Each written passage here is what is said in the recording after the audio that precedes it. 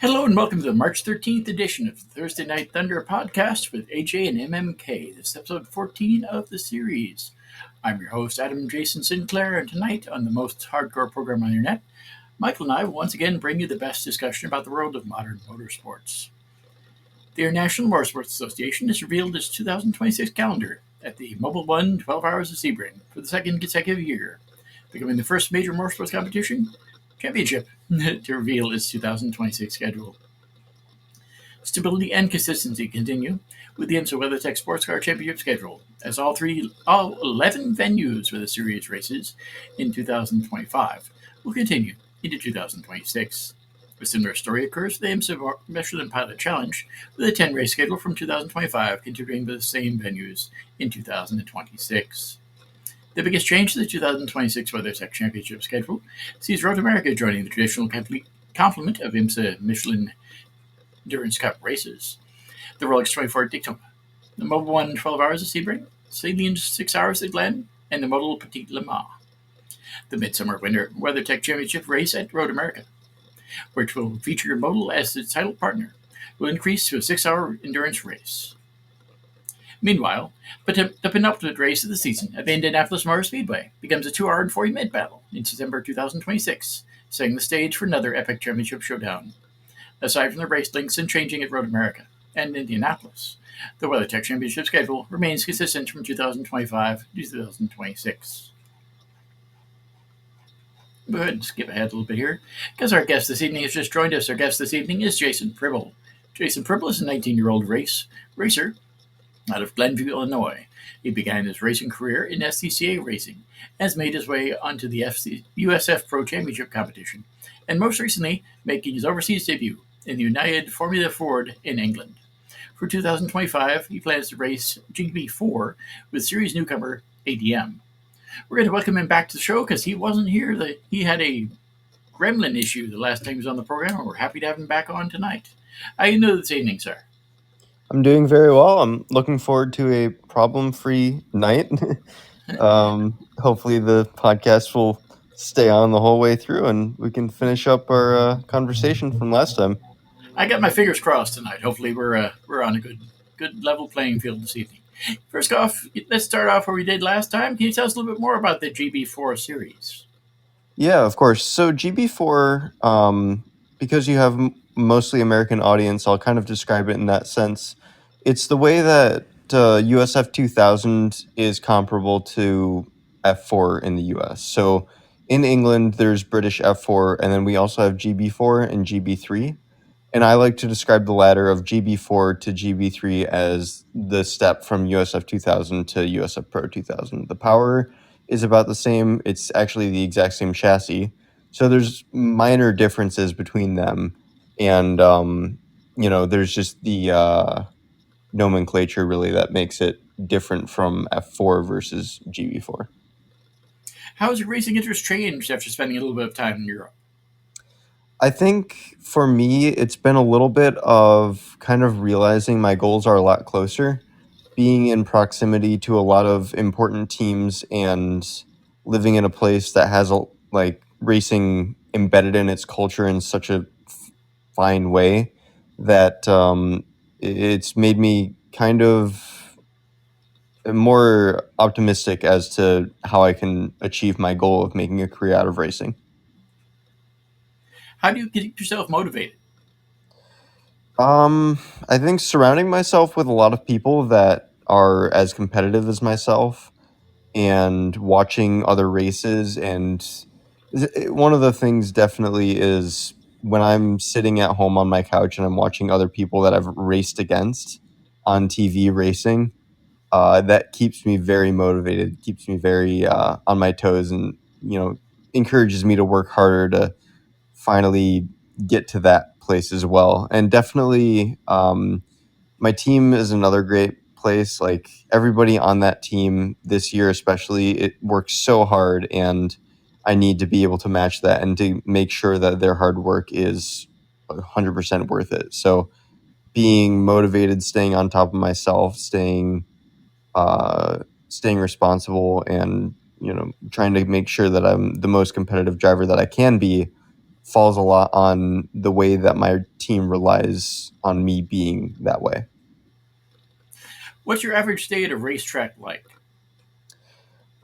Usually I get to the track at about 8 a.m. I just like to get to the track 2 hours before I'm in the car completely. From there, it depends on when I'm on track first. I'll have breakfast or I'll skip breakfast.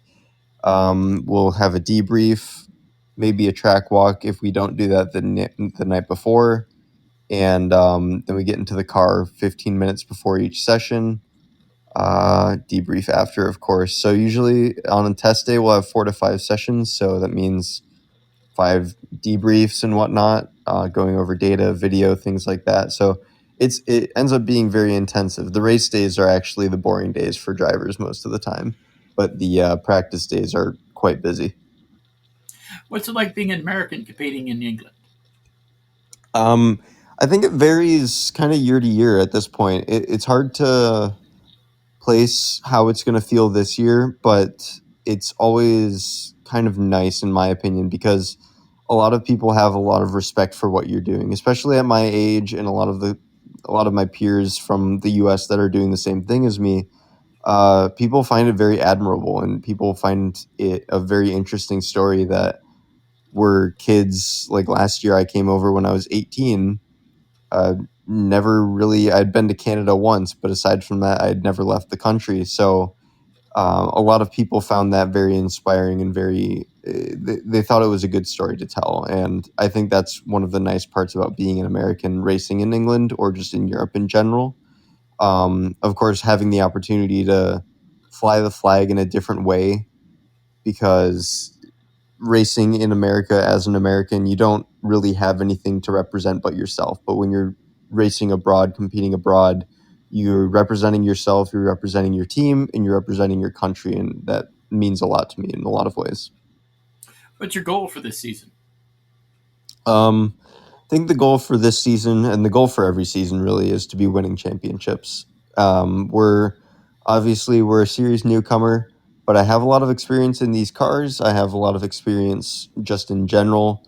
I've had 1 year of racing on pretty much most of the tracks that we'll be racing on to some extent, and I'm confident that we'll be able to be competitive. And I know that we have a championship winning car.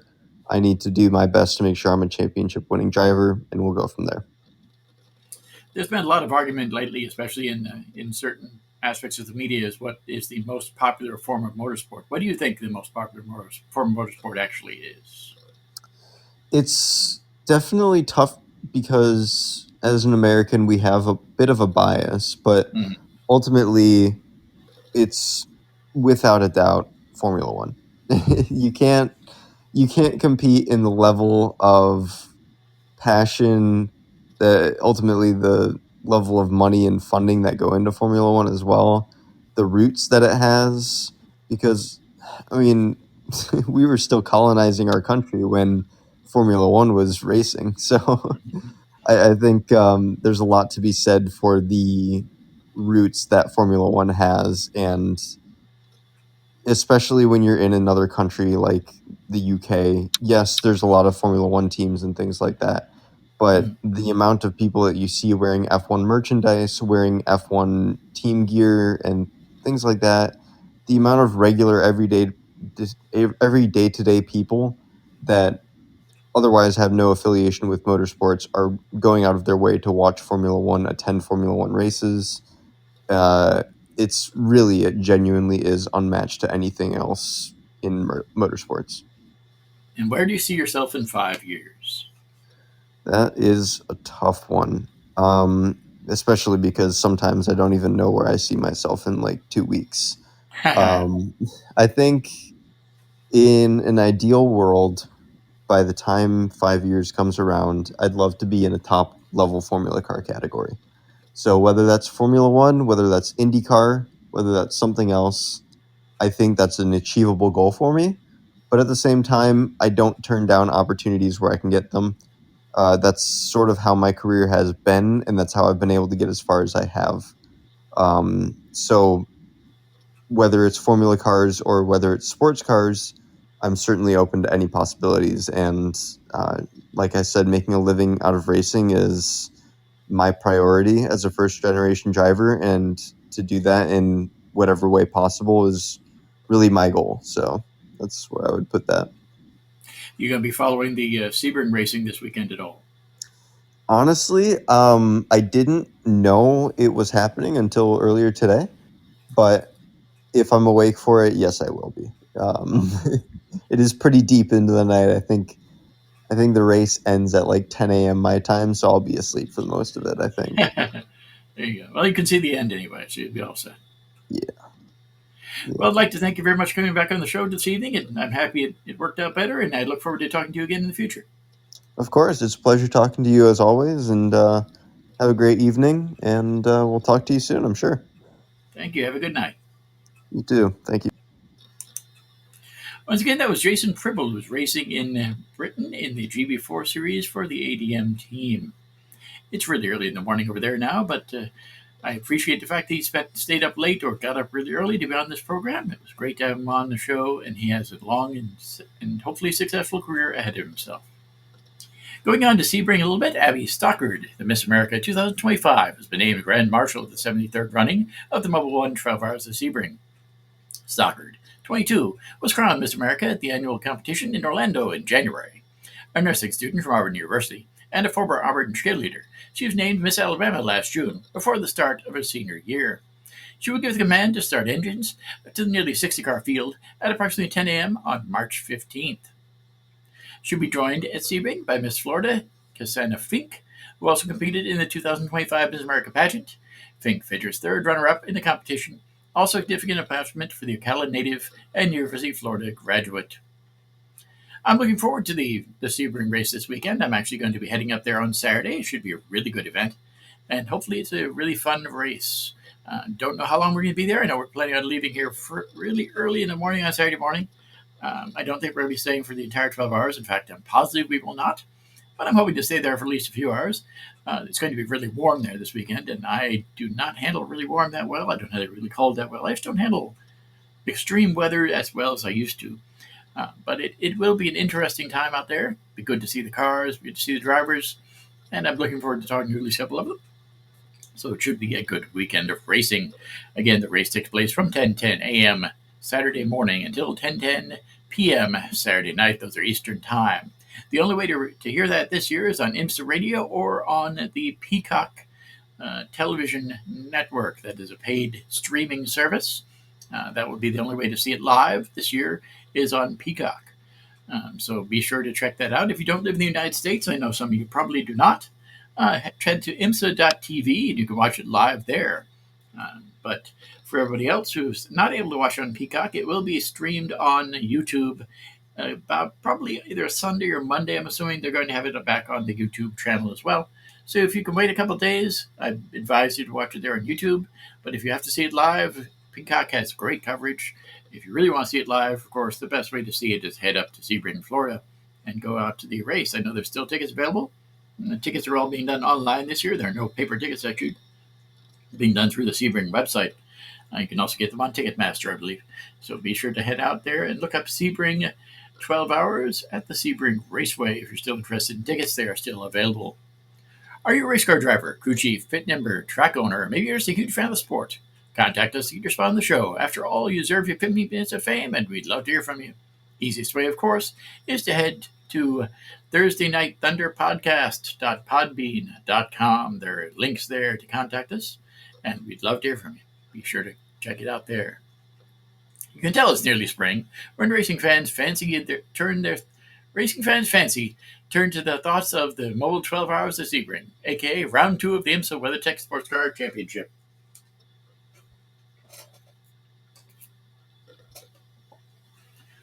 It's been 12 hours long since 1952 when a former 6-hour race around the perimeter of an Army Air Corps B-17 training airfield began a 12-hour test for drivers, teams, and machines.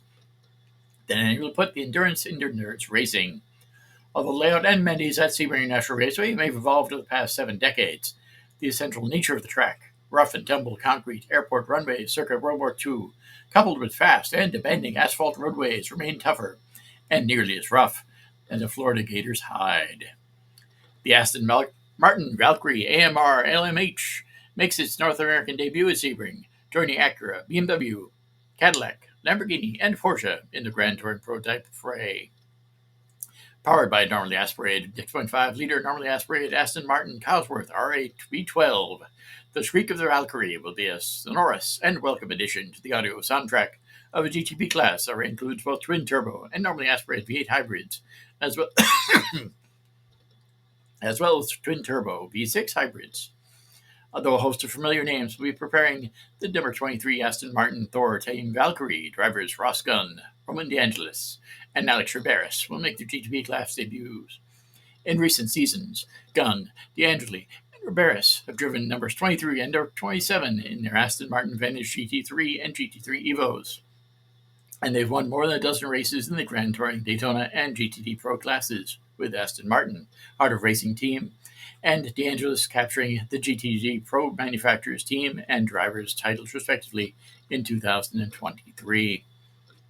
Gunn noted on a previous media call, the expectations should be kept in check for debut, but never say never about pulling a surprise. It's going to be a great weekend of racing, as I stated. Could be really cool there. All the different teams are getting ready for a good weekend of racing. It should be a clean race. It should be a fun race. As I say, it's going to be really, really warm, so it should be really great. Saturday, 73rd Mobile One 12 Hours of Sebring streams live, flag to flag, exclusively on Peacock in the U.S., starting at 10 a.m. Eastern Time, and streams internationally on IMSA's official YouTube channel. Be sure to find it there. Defending Top Fuel World Championship Antron Brown kicked off the 2025 NHRA season with a victory on Sunday at the Gainesville Raceway, defeating defending event winner Sean Langdon in the final round at the 56th Emily Motor Oil NHRA Gator Nationals. Chad Green in Fine Car, Dallas Glenn Pro Stock, and Gage Herrera in Pro Stock Motorcycle also won the first of 20 races during the 2025 NHRA Mission Foods Drag Racing Series season.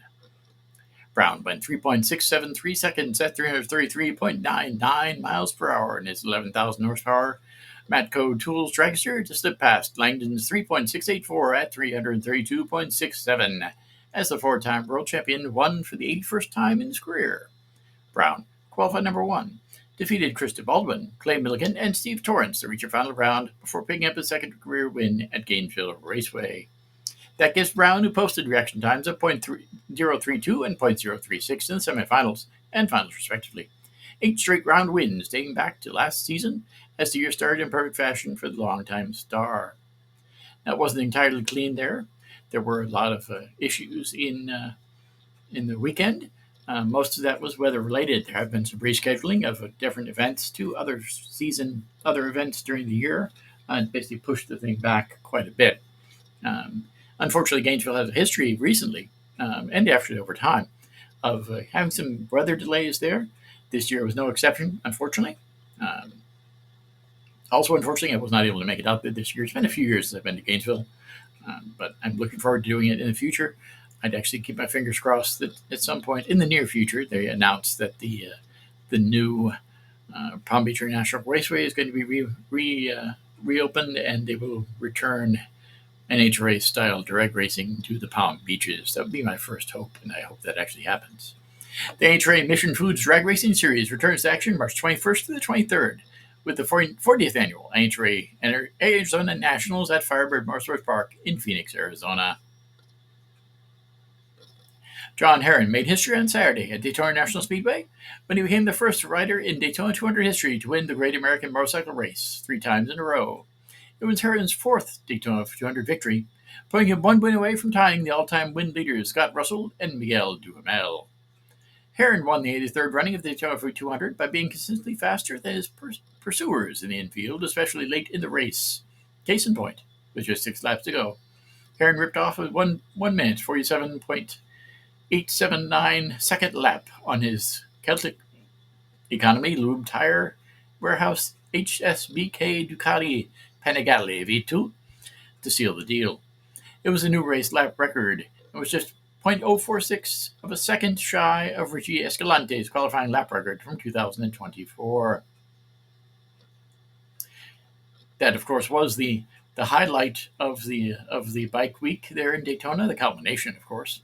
But Bike Week is a lot more than just the Daytona 200 nowadays. Bike Week also includes the flat track races, which I was invited to, but unfortunately was not able to go to this year.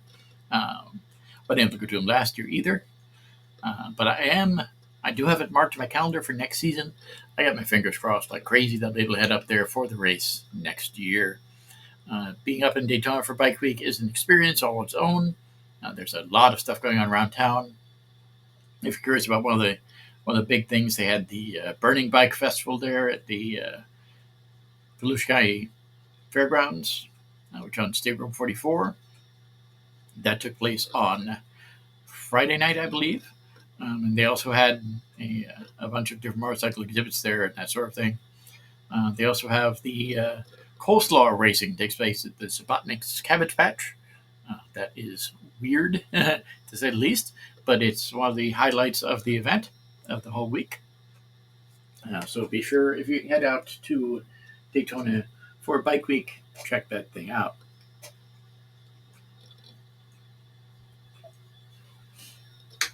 Draws a lot of amazing people, a lot of interesting people out there for Bike Week, and I'd love to head up there possibly next year. So it should be good. But last weekend was a really busy weekend for racing, of course. It had the Bike Week races there in Daytona. It had the racing at Gainesville. The previous week, of course, had the racing at St. Petersburg, and it was a really good race there from what I've seen. And there have been a lot of other events as well. If you want to think a little bit about Fuel Fest here in the Palm Beaches, that took place this past weekend as well. On Saturday was the main highlight of the event. Saturday was the big day. So there were 200 arrests made during Fuel Fest this year, because when people get when Fast and Furious people get a little too fast and too furious, the police are waiting for them. So made quite an interesting event, I'm certain. Although Fuel Fest would be a cool thing to head out to, and I have that on my future schedule as well. I think that would be cool if we end up going out there. I am working on trying to get one of the people from Fuel Fest on this program. I don't know if that's going to happen as Fuel Fest at Palm Beaches is over, but they do have other Fuel Fest events around the country. So I'm going to go ahead and try and talk to somebody from Fuel Fest soon. I know that Paul Walker's family is involved in the Fuel Fest, his brothers. So that is pretty awesome. And it would be neat to see to hear a little bit more about that event and how they put it together. The next big event here, of course, in the Palm Beaches is the Barrett-Jackson. That's the auto auction, takes place in April. So I'm looking forward to that.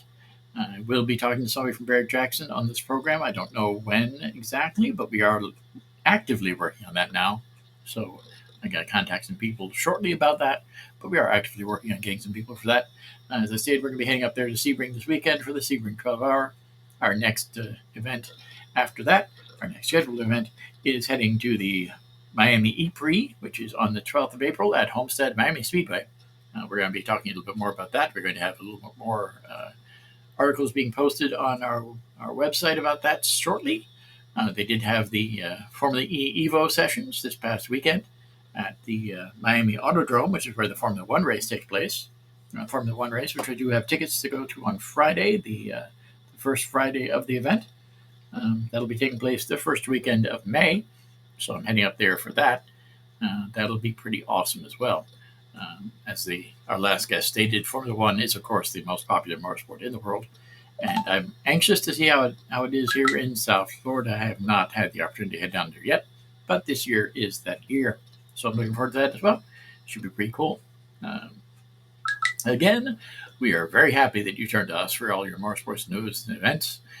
We're going to have a lot more coverage, not only on this show, but also on our blog page, motorsportsnewsandviews.wordpress.com. We're going to be having a lot of news information about the world of modern motorsports posted on there this weekend. I do have a little bit of a backlog on there, so I'm going to have to edit a teeny bit to see what I'm going to post or not going to post.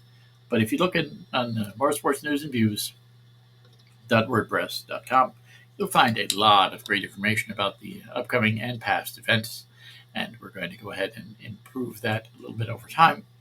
And we're hoping that you guys follow along with that. We invite you to work with our journey here. Be sure to check out past episodes of Thursday Night Thunder, as well as these other shows on the Speedway Digest Radio Network by searching on your favorite search engine or where you get your podcasts I don't think that it's available on Blog Talk Radio anymore, but I did do a recent web search on Google and found if you search for Speedway Digest Thursday Night Thunder, even if you search for Thursday Night Thunder podcast, you'll find all the different sorts of information about that. I'd also search for the Pit Stop with Tim Despain. That was a very good show that was on the Speedway Digest Radio Network in the past. I'd highly recommend that one. So be sure to check that out by going to your favorite web browser and finding those shows. Again, Speedway Digest Thursday Night Thunder, it should be available. Also, you can look for the Pit Stop with Tim Despain. That was also part of the Speedway Digest Radio Network. You can also check out this show on Facebook by visiting facebook.com/SD Thursday Night Thunder. You can listen to all previous episodes of this show at Thursday Night Thunder Podcast.podbean.com. You can also find it on YouTube at youtube.com/ForBorePlums. That's FABORPLUMBS. Again, I invite you to check out my racing news site at motorsportsnewsandviews.wordpress.com. We're going to be posting at least 10, probably more than 10 articles this weekend, covering all aspects of the events. A little bit of stuff about news about Sebring, some other news about Daytona events, not only the 200, but also the flat track events, as I stated. We've got some more NHRA news that's going to be posted up there, as well as other news, some IndyCar stuff. So be sure to check that out. And a few NASCAR stories, of course, too. This weekend, of course, is the NASCAR race there at Las Vegas. I know there's a lot of great stuff going on around there. So be sure to check that out. Be sure to watch that this weekend. A lot of really cool stuff in Las Vegas. Got some interesting sponsors this weekend. I'm going to be doing a little bit of posting about that later. Probably this weekend. Probably Sunday, actually. So be sure to check that out. In addition, if you're a fan of South Florida and who isn't, be sure to check out the latest news and information about our Slice of Paradise and my travel blog, For More Plums Fantastic Finds. We can be found on Facebook at For More Plums Fantastic Finds, FABORPLUMBS, Fantastic Finds. On Facebook. On Twitter, you can find it at PB Happening. That's the easiest way to find it on Twitter, now X, of course, or at For More Plums, FABORPLUMBS. And by heading to For More Plums Fantastic Finds. That's FABORPLUMBS Fantastic Finds.wordpress.com. Once again, I'd like to thank you for listening and look forward to seeing you again in probably next week. It might be in 2 weeks, but I'm going to think next week in the Thunderdome as we discuss the major issues in the world of modern auto racing. Thanks again and have a great night.